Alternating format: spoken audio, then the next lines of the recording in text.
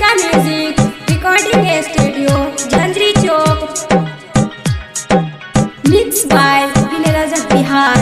तू प्यार के दूसरा बकार अब गम न हमारा होई।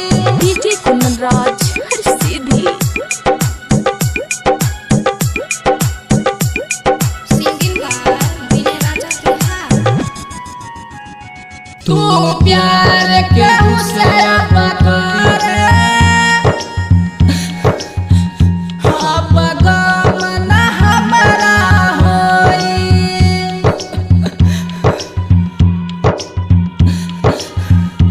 तू प्यार के दूसरा बकार अब गम न हमारा होई।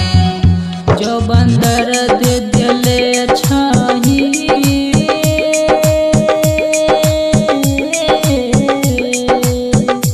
जो बंदर दे दिले तो छही दिल पे पत्थर रखी के सहबो। तू प्यार के दूसरा बकार अब गम न हमारा होई।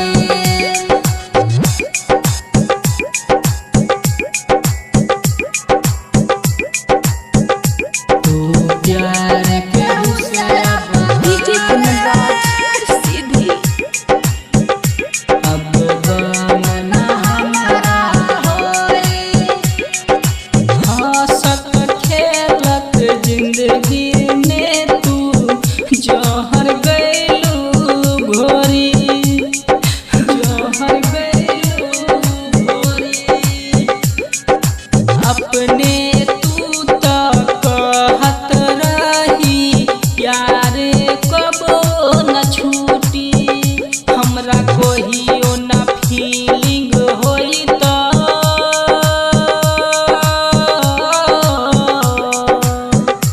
हमरा कोहियो न फीलिंग होई तो रेल गड़िया में कट के देखइबो। तू प्यार के दूसरा बकार अब गम न हमारा होई।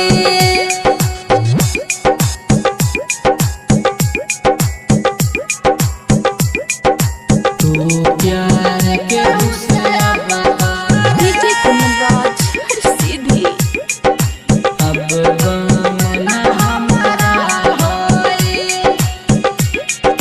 दिल खुश अजित से कहत रहले बीन के बनबू प्यारी बीन के बनबू प्यारी। प्यार के ऐसन तोहफा दिहलू जियत जी मर जाए। अंदर से राखो छस रहे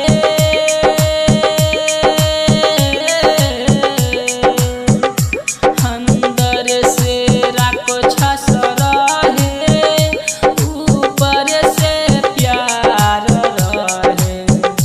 तू प्यार के दूसरा बकार अब गम न हमारा होई। तू प्यार के दूसरा बकार अब गम न हमारा होई। Mixed by Vinay Raja Bihar.